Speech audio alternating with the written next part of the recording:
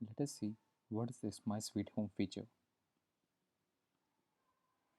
If resident clicks on My Sweet Home, he will be navigated to a screen where that particular resident could see all the family members added by him.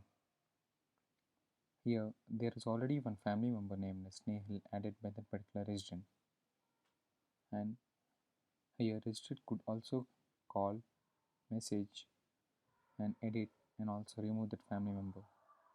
Now let us try to add one. Here, if resident tries to add flat members, we are being displayed as three options to resident such as family member, friend, and kid. Now let's try to add one kid.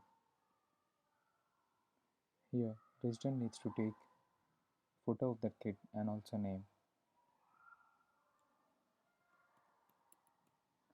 And we have made optional as resident could upload their kid picture based on his or her interest.